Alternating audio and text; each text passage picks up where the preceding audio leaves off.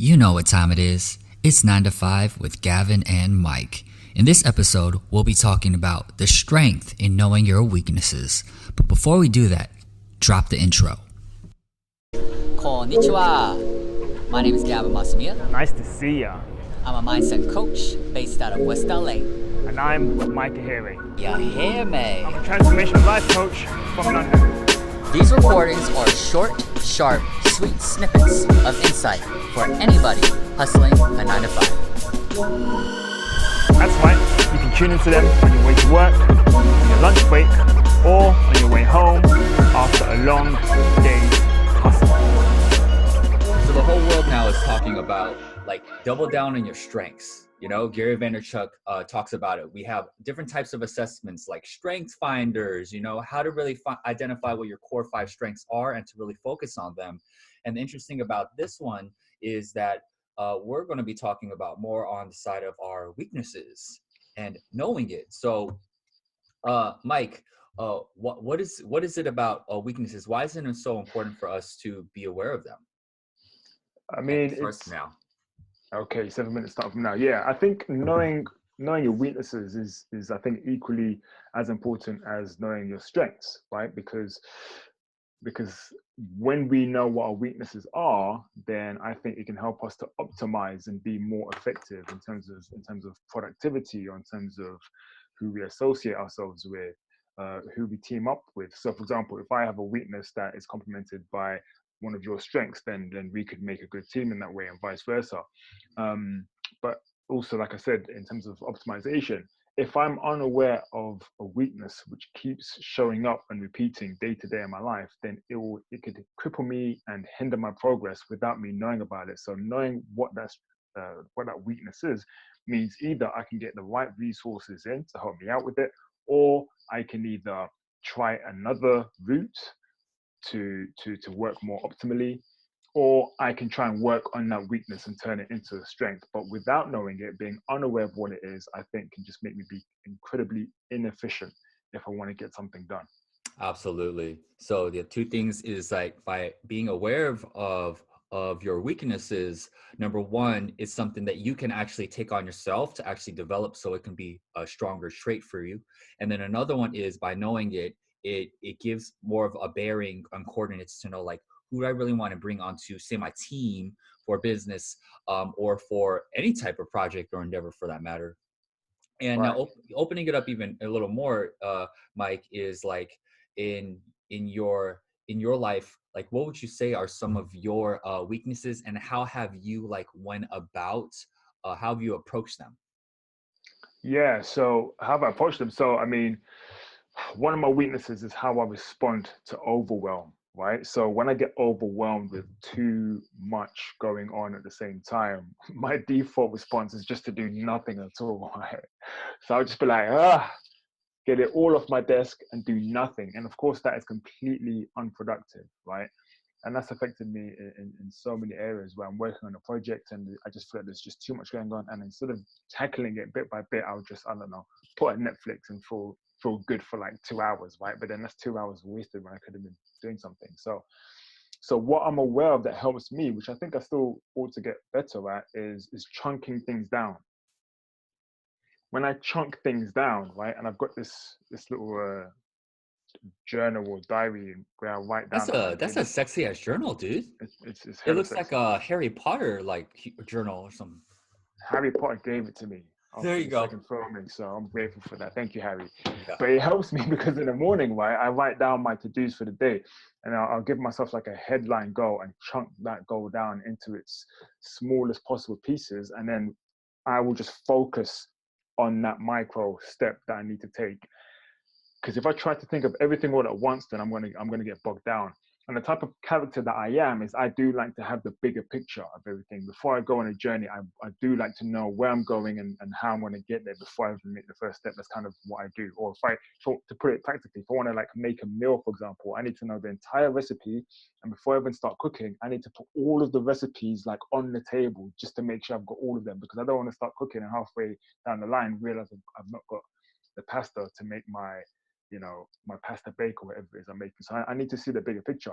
But then if I don't chunk things down, and focus exclusively on them and work on them one bit by bit, then I can fall victim of getting overwhelmed. So that's one way I've been able to overcome that. But it took me a while. I made so many mistakes, like quitting projects, leaving jobs, all of these things have affected me in the past. So I've just got so overwhelmed, and I've just been like, forget about it. I can't do anything. So Absolutely, absolutely. Very interesting, man. yeah.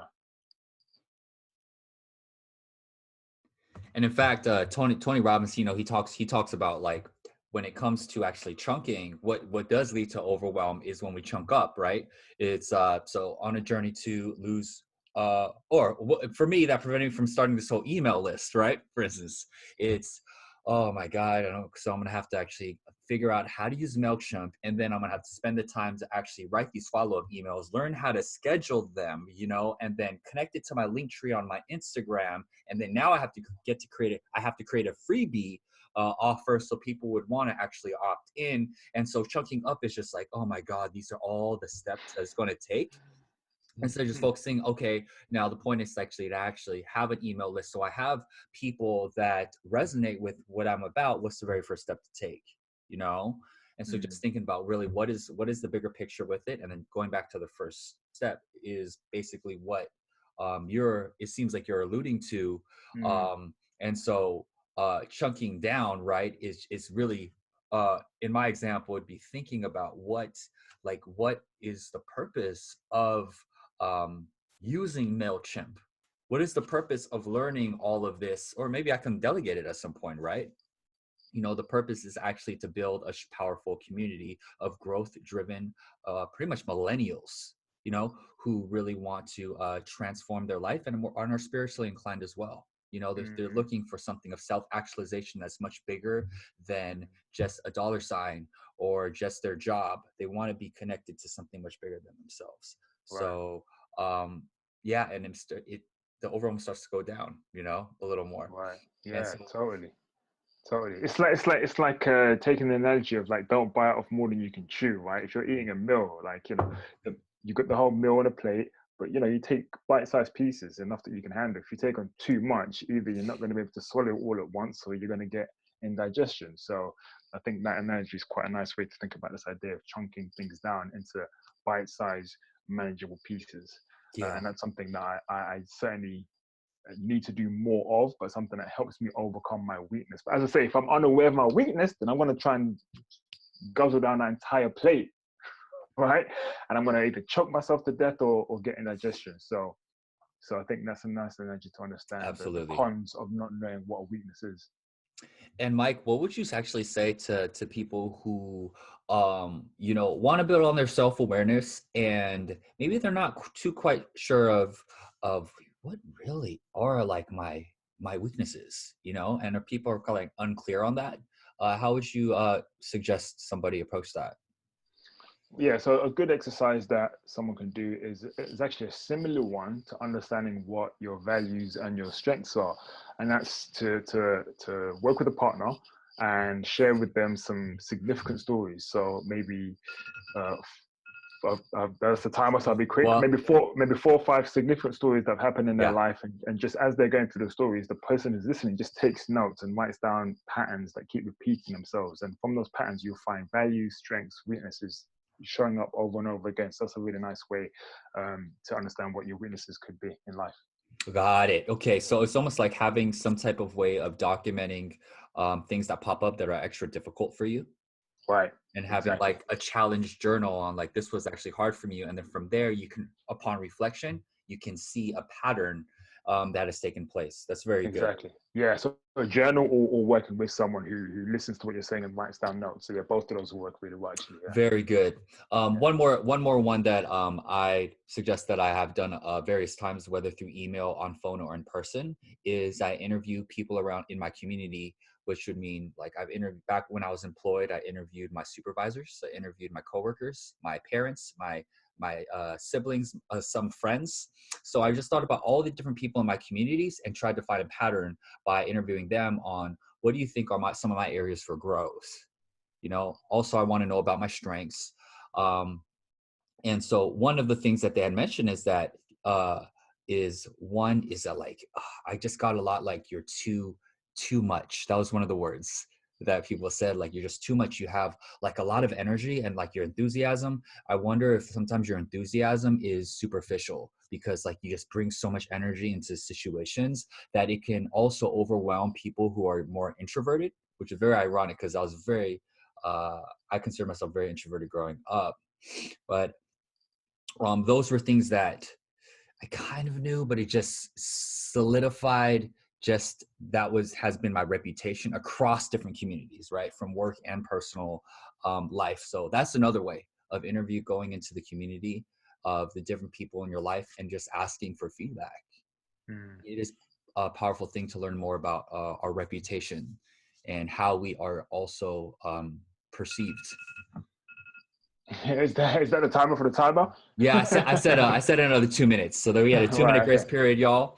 And so Okay. yeah, take any of those down, and definitely would love to hear any of your feedback. Do you have any last minute thoughts, Mike? No, I mean, no, some great advice there. So, either a journal, like Gavin mentioned, or working with a partner and having them write down some key things that have happened in your life, patterns that keep repeating themselves that show your weaknesses, or asking some key people in your life to give you some feedback. I think those are 3 real practical steps that you can find out to turn your weaknesses into strengths and help you optimize and be more effective in life. Yeah, and another one last caveat to the last suggestion that I had is like when sometimes it's hard for people to really be upfront and honest. It can be, and so one dope thing is if you allow them to kind of like be the representative. So it's like, well, you actually will be representing the family. You're like, if I was going to interview my mom, for instance, right?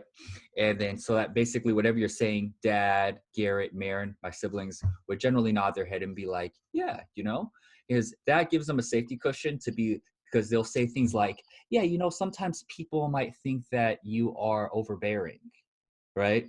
When my mom's really saying that, right? But she has this grace period of actually opening it up because now she's representing a community, which is our entire Gotcha. family. Yeah. Yeah, nice. That's a good little tip there. So with that being said, boom. Guys, thank you as ever for tuning in. If you found any value in that or you resonated with anything that Gavin and I said, be sure to like, comment, subscribe. And y'all, wherever you are in the world right now, good morning, Good evening. good night.